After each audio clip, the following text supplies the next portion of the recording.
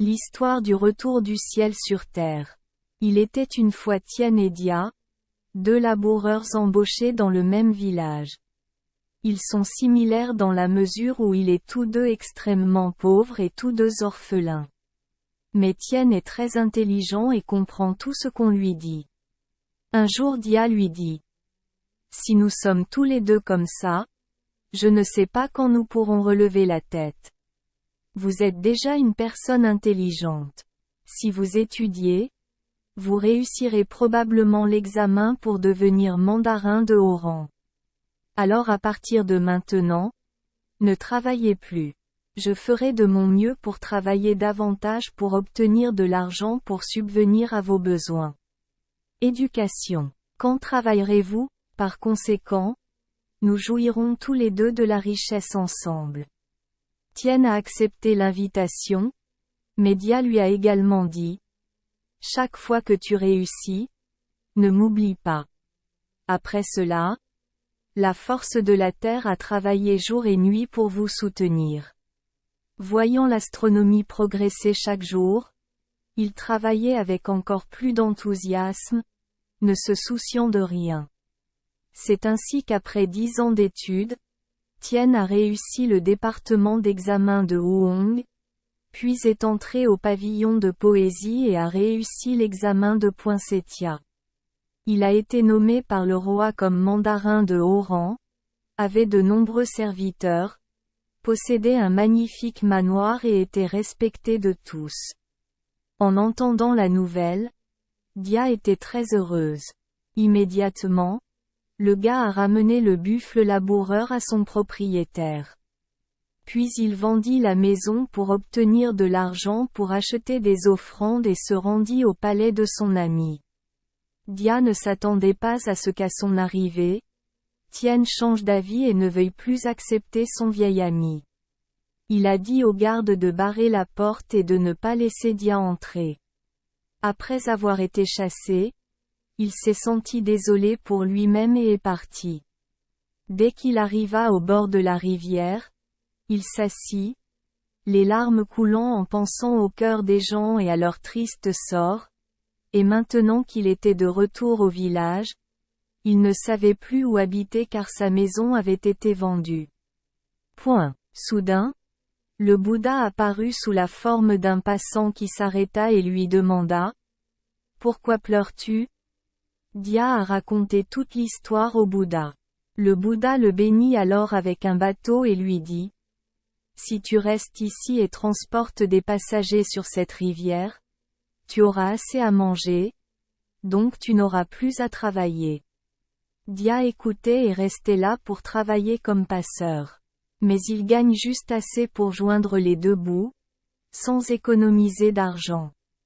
Alors, le jour de l'anniversaire de la mort de mon père, je ne savais pas quoi lui offrir. Cet après-midi-là, après avoir transporté quelques passagers de l'autre côté, Dia venait à peine de ramer à mi-chemin lorsqu'il entendit à nouveau le bateau appeler. Il a renvoyé le ferry. L'invitée est une jeune et très belle femme.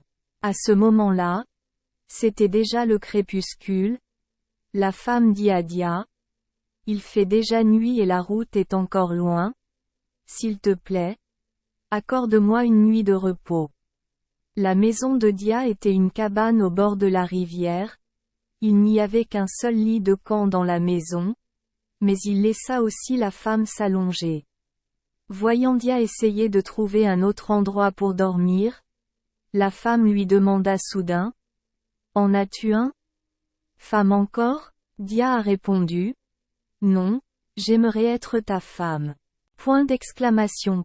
Dia était très surprise et confuse, ne sachant que répondre. Elle dit encore: Je suis une personne dans le palais des fées. Dieu voit que vous êtes une personne gentille et que vous avez beaucoup souffert, alors laissez-moi descendre et vous aider à être heureux. Après avoir dit cela, elle a transformé la cabane au bord de la rivière en un très beau manoir, maison carrelée, murs en briques, couloirs, cour en briques, ustensiles de cuisine complets et domestiques en groupe. Dia était à la fois surprise et heureuse. La fée a de nouveau créé une table magique pour que le garçon puisse faire des offrandes pour l'anniversaire de la mort de son père. Le lendemain matin, la fée a dit à Dia de s'habiller en brocart et de s'asseoir dans un palanquin pour inviter Tien à venir chez elle pour célébrer l'anniversaire de la mort. Cette fois, Dia fut traité avec gentillesse par Tien. Mais lorsqu'il apprit qu'il était invité chez lui pour fêter l'anniversaire de sa mort, il fit la moue et dit à Dia: « Si tu veux que je vienne te rendre visite, étends un tapis de fleurs d'ici à la maison, je viendrai. » Dia rentra chez lui et raconta l'histoire à sa femme. La fée transforma sa magie en un tapis de fleurs qui s'étendit sur une longue distance depuis sa maison jusqu'au palais de Tien. Tien ne s'attendait pas à ce que Dia soit également devenu très riche ces derniers temps, alors il est venu voir ce qui se passait. Lorsqu'il est arrivé, il a été très surpris de constater que la maison et les meubles de Dia étaient peu nombreux comparés à n'importe quelle autre maison. Lors de la célébration de l'anniversaire de la mort, la femme de Dia est apparue en personne pour l'inviter à boire. Voyant à quel point elle était belle, Tien devint jalouse du bonheur de Dia. Ivre, il dit: « Si vous échangez votre femme et cet héritage contre moi, je vous donnerai ma position et mon manoir. » Dia n'a jamais voulu faire ça, mais la fée lui a dit que Dia était d'accord. Les deux parties ont conclu un contrat. Alors Dia monta dans le hamac et revint au palais, tandis que Tien, ivre, se coucha et s'endormit. Mais le lendemain matin, à son réveil, il fut stupéfait de se retrouver allongé au milieu d'une cabane au bord de la rivière. La belle épouse qui était son manoir hier a disparu. Dès lors, il travaille comme passeur pour Dia. Quant à Dia, il s'est révélé intelligent et sage, et il a été heureux pour toujours en tant que fonctionnaire. Le dicton d'aujourd'hui, le retour du ciel sur terre, vient de la légende ci-dessus. Merci les enfants des Esperluette Croisillon 39. Avoir écouté des contes de fées au jour Esperluette Croisillon 39. 8. Espérons que les histoires apporteront aux enfants des moments heureux et significatifs. Si vous aimez notre chaîne, veuillez appuyer sur le bouton S Esperluette Croisillon 39.